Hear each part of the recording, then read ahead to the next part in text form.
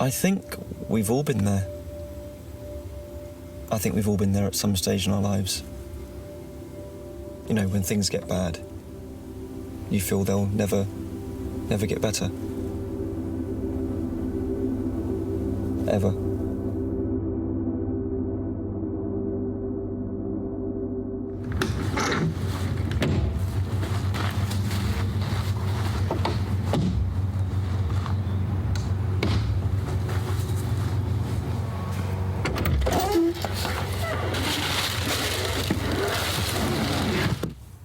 I've been living in my car for about 4 years. About 4 years, yeah. I love it. It does get lonely though, I'm not gonna lie. I think I may try and sell them one day. I'm sure someone out there would like them. I like it here because it's peaceful. It's my peaceful place. And in the car, no one can touch you. They can't really hurt you, they can't get to you, nothing. They can if you don't park it in the right spot. But I know where all the best spots are, because I drive a lot. I was going to be an actor, but my penis wasn't big enough apparently. They're very sizist in the audition. Size queens. I had big talent, but a tiny cock.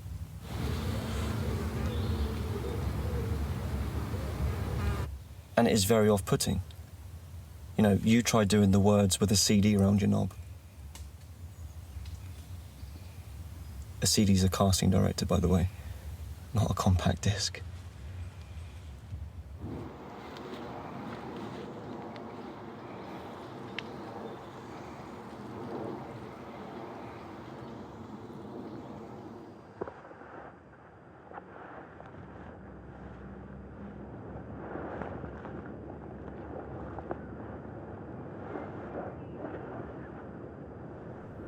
They do shoot dogs out here, by the way. That was her. Rosie. My little dog. Ran straight out of my car, up into those fields, and I never saw her again.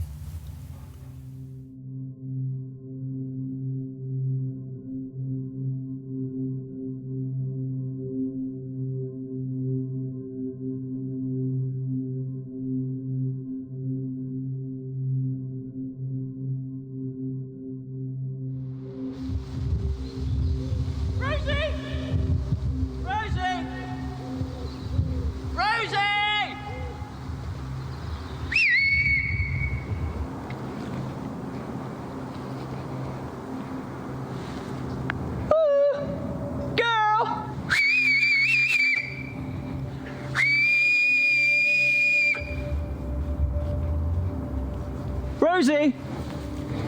Rosie, Rose! Rosie!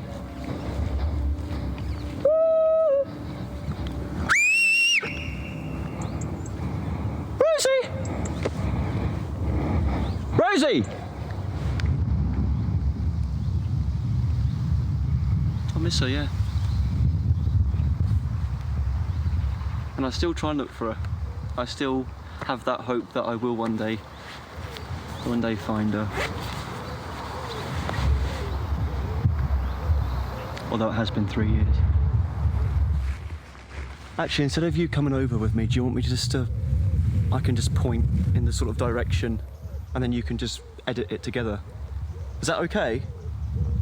Is that all right? Yeah? Okay, so I'll just...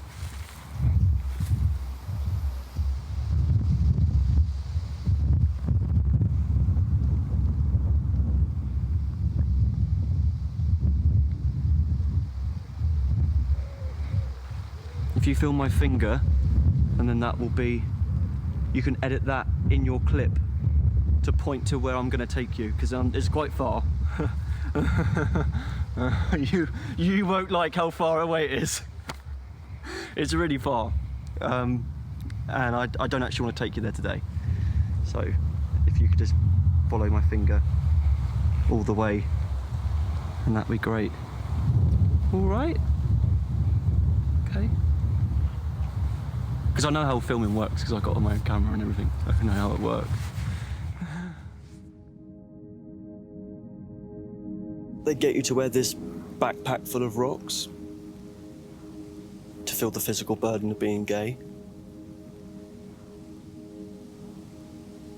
And they'll get you to face a wall, and they'll just add more rocks and more rocks and more rocks.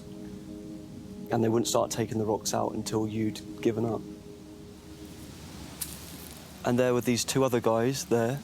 They were younger than me, and they used to have to wrestle each other to show how manly they were.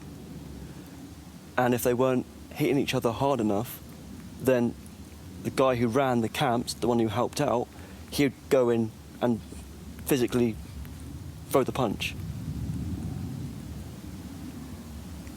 Like that. Like that.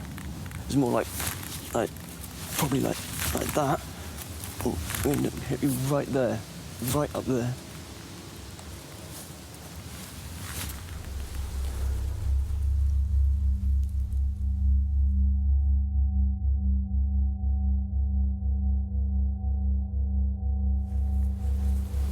They deserve to feel the pain.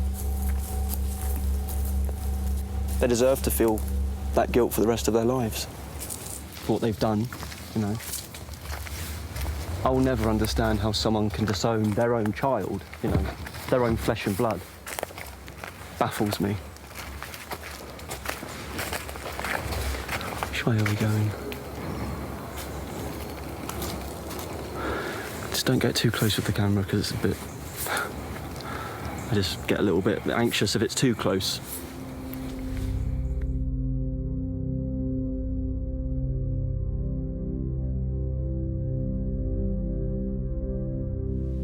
I love cameras because they capture things you'd never know about.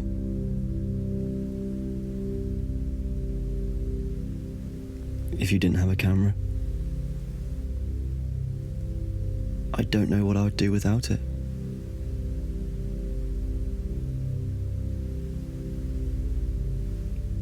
I'd be lost.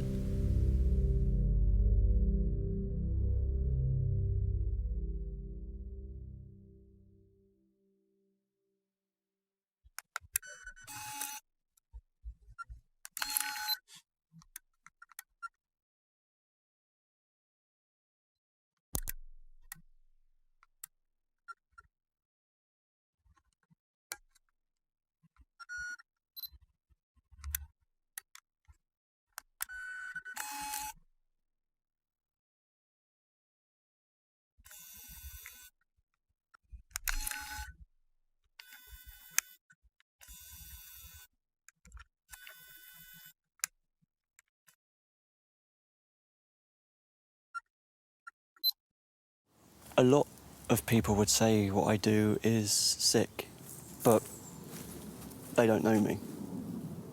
So how can they say what I do is weird? Because they don't know me. It's always people that, you know, they don't really know you and they judge you and all that, and they're the ones that get on my nerves. You've got two down there as well. But I'll show you those afterwards, I think.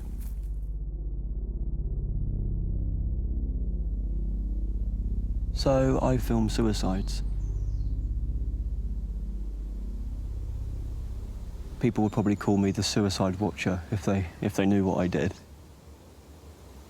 They never would, because I'm very good at what I do. Never get caught. And that's the secret to it. You never get caught.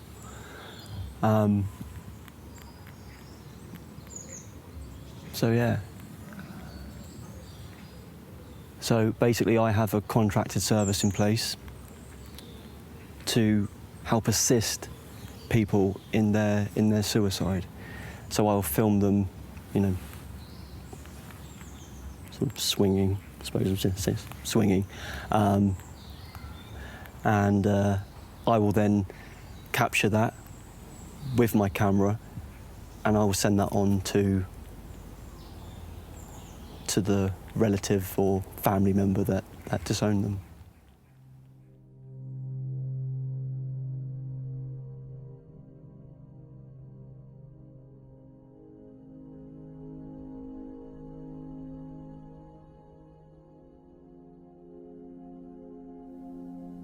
Suicide is a very personal thing.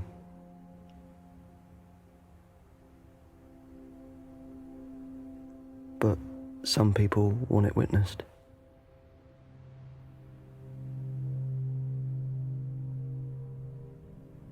They probably just don't want to be alone, I suppose. You know. And they do it.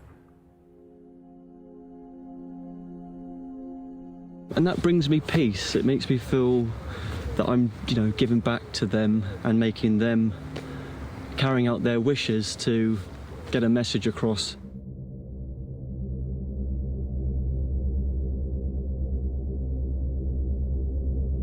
I like the secret part of it, being an eyewitness.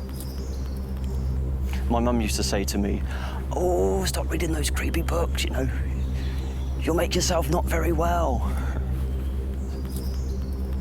But I wasn't reading the books. I was just looking at the pictures.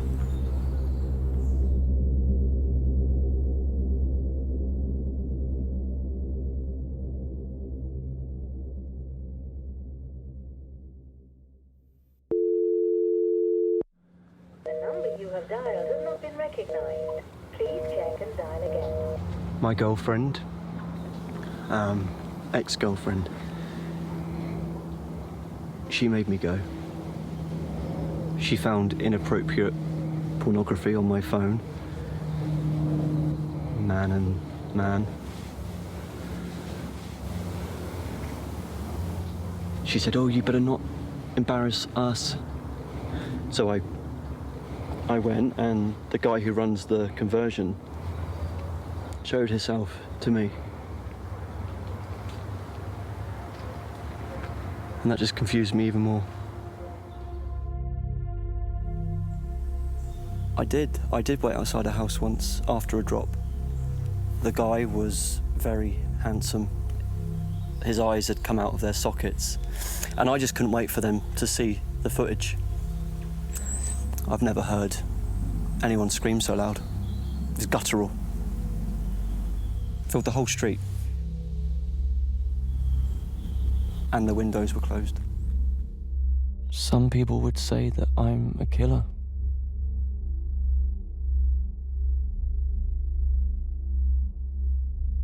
But I don't kill anyone.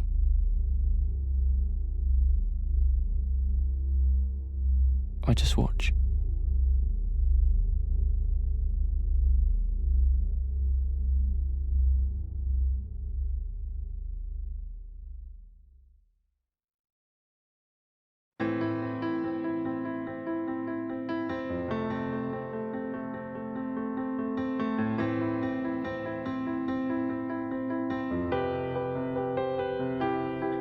It's lonely here, but peaceful too. I've been searching here for years and I can't find you. I've looked for you among the trees. Your flames may rage, but you will never find me. I just want things ordinary to complement the world I know. You are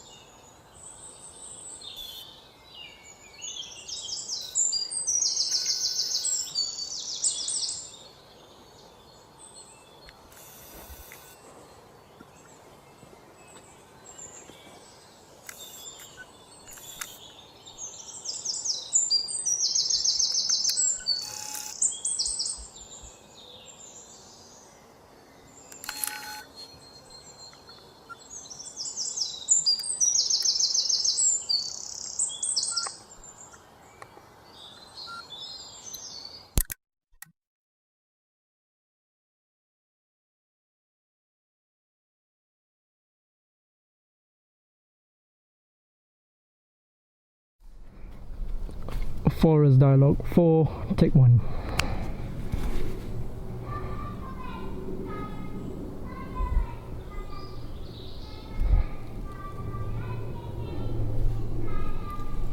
Why are you talking like that, you stupid little kid? Sorry, I do love kids, really. They do shoot dogs in these woods. Oh, the battery's gone there. Car, take 4. Oh,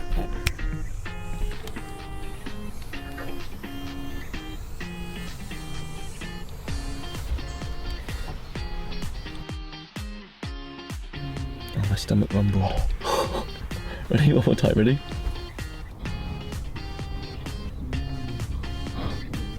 Oh my god, my stomach now. We haven't eaten. Yeah. Let's just get this done and we can go and have some. Yeah? Let's keep going. It does get lonely though, I'm not gonna lie.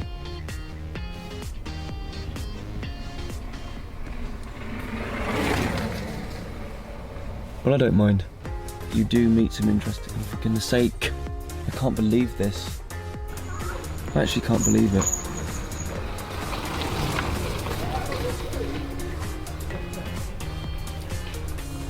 Kids.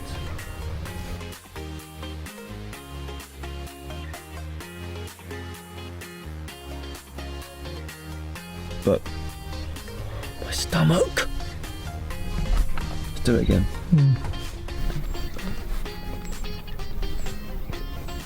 Wipe the person in the background there. It's out of shot. Okay, good. It's just that you're getting quite sunny, I don't know. Can't even see your eyes now. Okay. Well, it was good before. The sounds are all coming out now because we're doing sound. Have you noticed? Right, let's leave that one there. We can do this as a voiceover, so let's just keep going. Got a plane. Should we wait? Stop, please. Not another car. No. He's coming down. It's the man. It's the man. Put the camera away for a second. Let's just pretend that we're waiting for somebody. Oh god, I can't be doing with him. Well, I was gonna be an actor.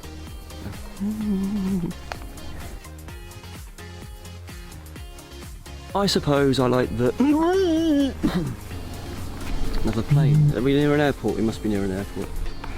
Finding body, scene, take 1.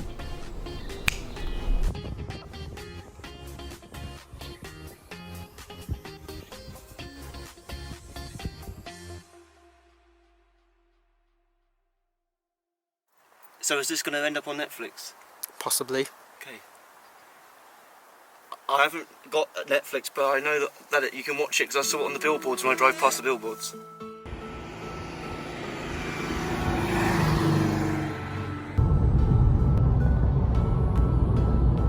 Upgraded to my new car. How hot is it today? Too hot. But we're doing a good job, aren't we? Very good. Are you happy so far? Yeah, very good. But she's really annoying because she talks a lot. Your door's not closed, Darius. It's my door. Is it the blue? Did you have your seatbelt on? Yeah. Okay. No, it was that door. It was? Okay. So, as you know, this is our lockdown film and I'm making my own costume. So for Norman's coat, I wanted it to be a bit more worn and ground in, and so for that I am using turmeric. This was actually a decent coat, but we're making it do because of our budget, obviously. So just to give it that worn effect. Yeah, so it will be, what's that like? It's quite nice for the blue. Yeah. Lovely. Fantastic. And then maybe we'll get it tomorrow and go.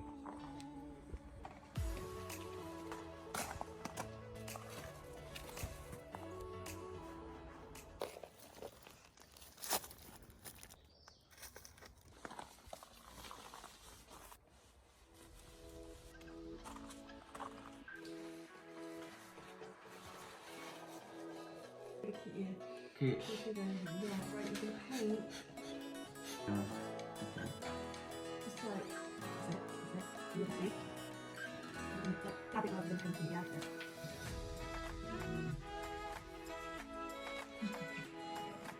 Your arm's looking big, Darius.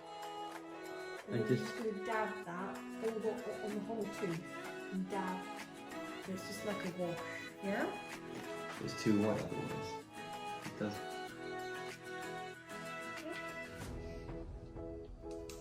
Hey. Never use these. Don't use these. Don't use that one. Use this. Dab. Just dab it. Dab it.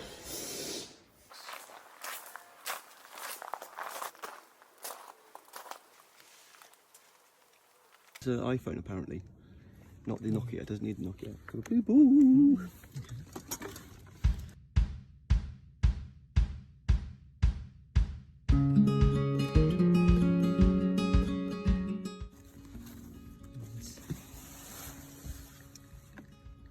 This is yours. Used to be. Ah, there's my blue sock. That is the one I'm looking for.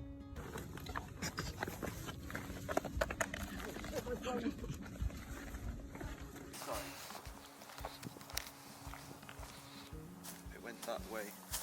What?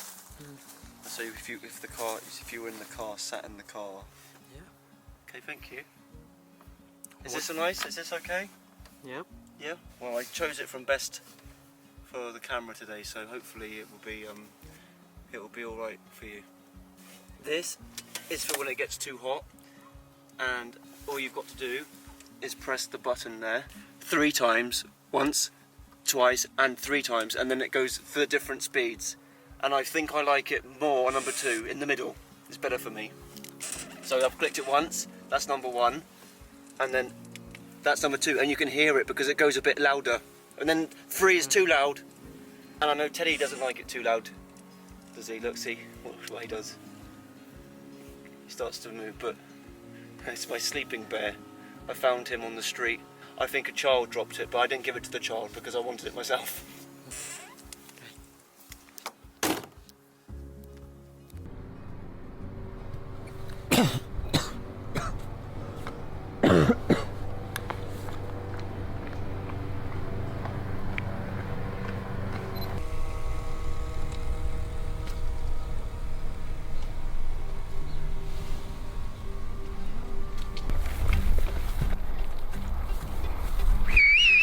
A single tree!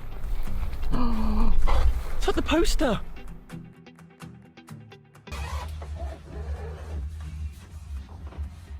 That's 2. Actually, that still looks quite funky. I'm glad this hair's paying off. Do you see it all coming together now, Philip? Do you see it? Do you see the magic happening? Telling me I have to cut my hair, dye my hair, all of that? Can you see it happening now for a reason? It's a good thing I haven't got a glass of water here because you'll be wearing it. Give it a quick smell. Oh, can you help me, please? No, I can't. All right, you're not getting the credit. Rosie! Little bitch. I miss her. She did use the shit in my car though, and it stank.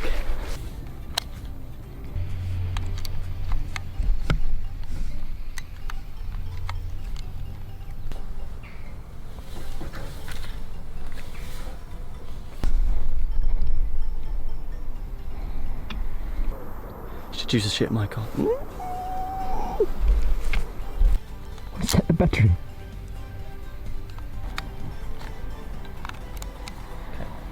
Ready? Where there's life, there's hope.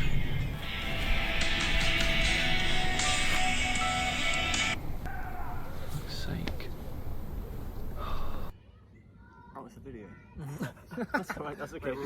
That's funny, that was funny. I can't see.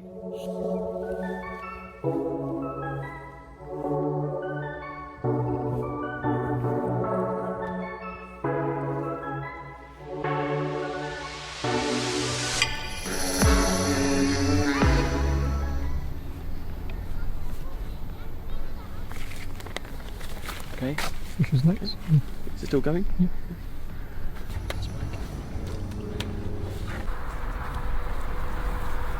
Okay.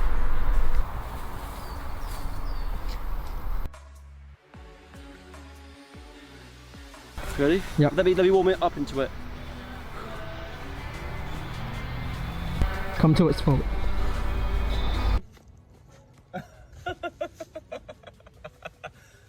Oh gosh.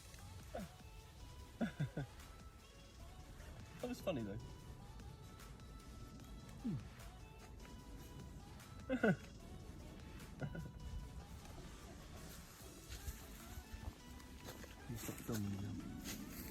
Okay.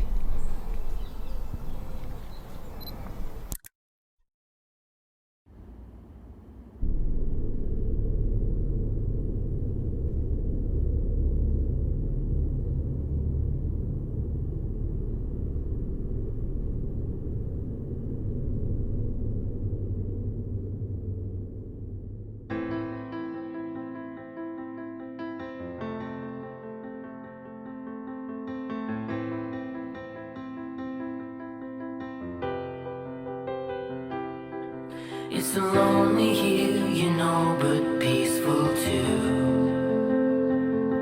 I've been searching here for years and I can't find you. I've looked for you among the trees. Your flames may rage, but you will never find me. I just want things ordinary to complement the world I know. You offer up the reddest berry and smile as all the poisons flow. Deliver me, take me to the river. Wash away the dust and all my sins. Release me from the darkest, loneliest summer. Relieve me of the mess that I am in. I will love again, I know. If there's a life, or will there's still time? Voices ring, cry, no, no, no. Dagger bells carving deep black lines. I'm left alone to brave this survival in the cold. I wrap around the blankets, keep my window closed. The silent world is sitting alone with screaming, and it feels like a peaceful killing. A peaceful killing. A peaceful killing.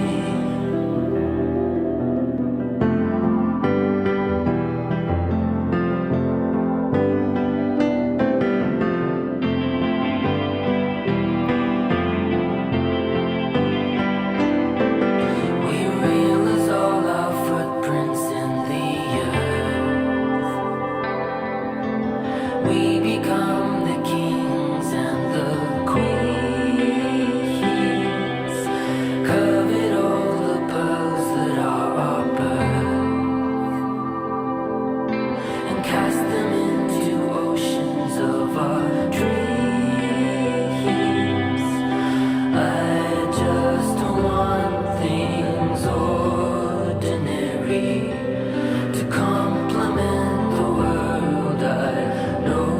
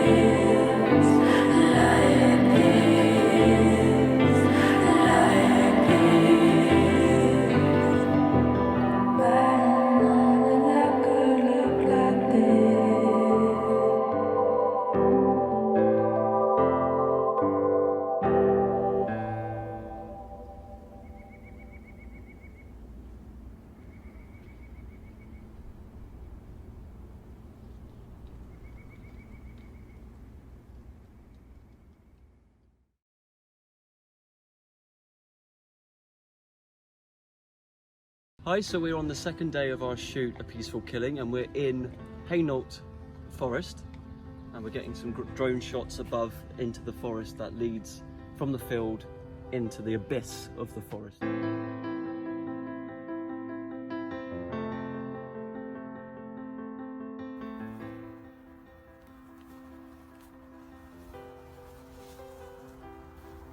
It's lonely here, you know, but peaceful too. I've been searching here for years and I can't find you. I've looked for you among the trees. Your flames may rage, but you will never find me. I just want things ordinary to complement the world I know. So we've actually been on 2 locations for this film. We've been shooting in Bournemouth and we're also shooting in London. So let's see how well we marry it together and let us know if you can tell. I don't think you will. You offer up the reddest berry and smile is all the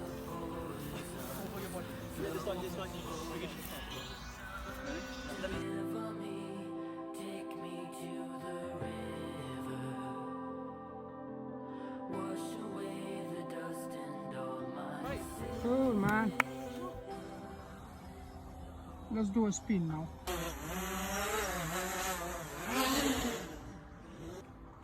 Thank you, Alex.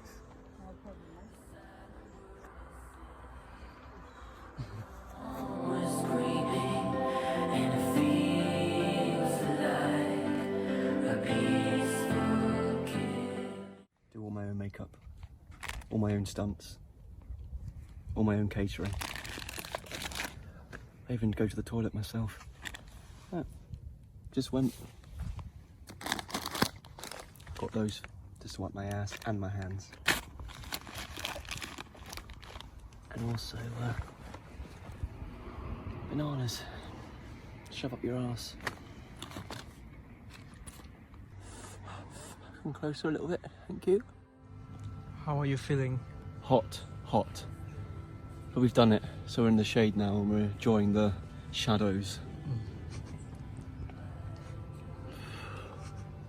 How far do we... Are you filming it? That's nice, can you film it? Maybe about. Could be one on this side, Only one. colour.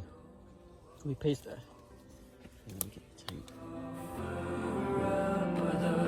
Sweetest cherry, and I will find the words.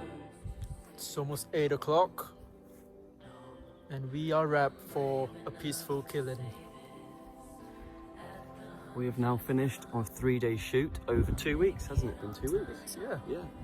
Bournemouth, Hainault, Hainault and and High Barnet. High Barnet. And there's no one here to say hi to. Absolutely deserted. And I really need a haircut and a dentist.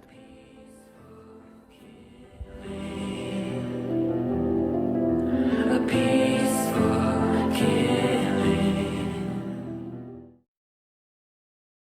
Sorry, just... Perfect. That was a joke.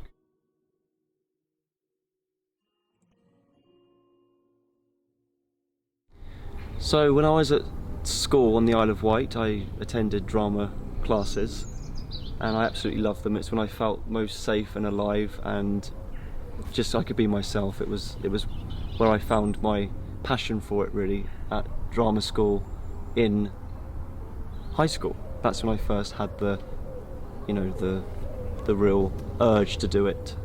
Did you feel like you were bitten by a bug? Yes, and it's one I can never get rid of. Even when I feel a bit strange about the industry and a bit, you know, up and down, it's still there and it's something I'm very passionate about, so I absolutely love it. So when I was at school on the Isle of Wight, I attended drama classes and I absolutely loved them. It's when I felt most safe and alive and just I could be myself. It was where I found my passion for it really, at drama school in high school. That's when I first had the, you know, the real urge to do it. Did you feel like you were bitten by a bug?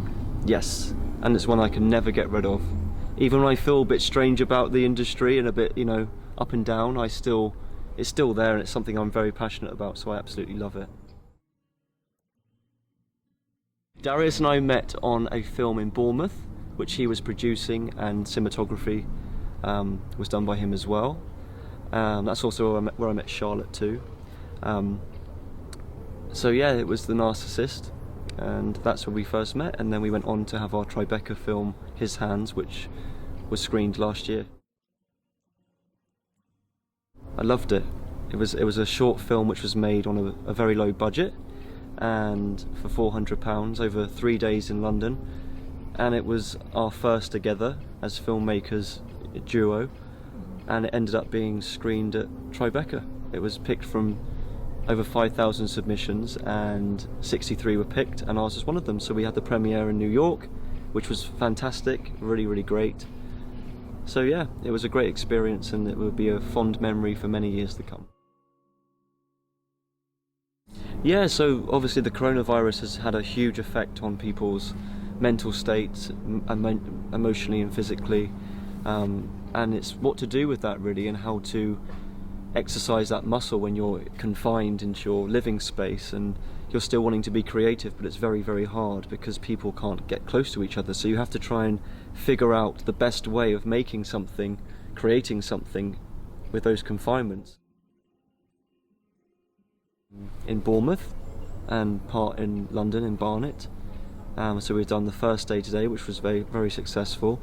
We had beautiful weather here, and we're just looking forward to getting the next part of the film done. It will be filmed over 2 days, so this is also a very, very low budget film, but you know, we're having to make do with what we have, our resources, to still be creative and still get that muscle exercise, so we feel that we're progressing in a way where things are being held back a little bit. We can still move forward and feel that this year hasn't been wasted. And do you think that mental health is connected to the film? Yes, I don't think we fully understand the extent of how damaging it's going to be. I know things are lifting now and there's more, you know, restrictions have been eased, but you still feel the effects of being locked away for a long period of time. And I know people were going out and exercising and still being active, but I think it's hard to get the balance right when you know what's happening and you don't have the enthusiasm to go out and do that and exercise constantly, and you know, and I think it does have a really big effect, and you know, mentally, physically, and things are picking up, but I'm still feeling slightly hazed and fuzzy and yeah, fragmented. So it's very, very peculiar, and I'm just hoping that the fog from my mind lifts very soon so I can get back on track. Because I think we're all, I'm not just saying that, I think a lot of people, if they're being honest, I would actually say the same thing. It's very, very trying. And that's the whole reason we made this film as well, is to break out of that confinement. Well, conversion therapy in this country was something I had no idea about. I thought it was other places in the world that were dealing with that, and it was awful then, but to hear that it's happening on home soil where you're actually from, in sort of corners and pockets of the UK, is very worrying, because we see ourselves as a country that, you know, is sort of more advanced with those things, and to find out that it's actually still happening here is very worrying. So that was a subject that we really wanted to explore and delve into, and hopefully just set some awareness. And we tackle it in a way that is not, you know, the normal way of doing it. We sort of want to pull the rug from underneath the viewers so they feel uncomfortable to watch it. We want it to be an uncomfortable watch, a sort of false sense of security, and then being, you know, knocked to the ground. So really hit home what that is, and I think it's going to be a challenge, but we're going to do it. I believe people will receive it mixed, I think, because it is a very hard subject matter, and the way that we are going to deal with it is quite hard-hitting, and I'm just hoping that the hard-hitting is something. I feel that in order to make a statement, you can't keep tiptoeing around something. There's too much tiptoeing going on. We've noticed that with the coronavirus and governments and planes. But you just got to keep going and making sure that your voice is being heard over the planes. No, you've got to just keep driving forward and getting messages out there, because at the moment, you know, we had a very lovely time. If you think when the Olympic Games were happening in this country, it was such a highlight and the world was in like an euphoria of, you know, bliss. It was we really felt proud of this country. But just recently, just because of certain situations, I just feel that that sort of pride has sort of disintegrated, just because the ugliness is sort of rearing up. You know, Black Lives Matter and gay conversion therapy, they're things that I think the virus, if we didn't have the virus, it wouldn't have happened. But I think the virus has brought up other viruses that we need to tackle. Unlike, you know, waiting for a vaccine for a killer virus which gets into the lungs, the other viruses are actually things that are easier to tackle if people just, you know, stop doing what they're doing and think about another human being. It's a lot easier than trying to eradicate a virus which is natural, because what we're doing is we're creating things that other people and other people that are in our environments are deciding is wrong, and in that in itself is wrong. Yes. Yeah. I think because we're dealing with it, we're making a mockumentary about a character called Norman who lives in his car, who's been abandoned by his family. They disowned him because of who he was, and that's heartbreaking in itself, and he becomes very lonely. So we've really magnified that, and we've really tried to show that, you know, he's actually an adorable character, hopefully. But we're gonna do that, and just to show that people don't deserve to be treated in that way. And what happens if people give up on you, people that you trust and you look up to, parents, loved ones, family, friends, lovers, if they turn their back on you, then you believe that you possibly have nothing, and that is heartbreaking to understand, and I think nobody deserves that. Yeah, absolutely, and I think it's a broken society right now because there's so much conflict going on. Leaders have changed, and it's gone a whole 180, and it's not pleasant at the moment. And what that does, it gives people who possibly had those thoughts a feeling of entitlement to be horrible and to be judgmental on people, whereas before it was sort of smoothing out. It was still bad, but it wasn't as bad as it is now. And I think that we need to smooth it out again. We need to, even if it's a plaster, it's still going to do some good.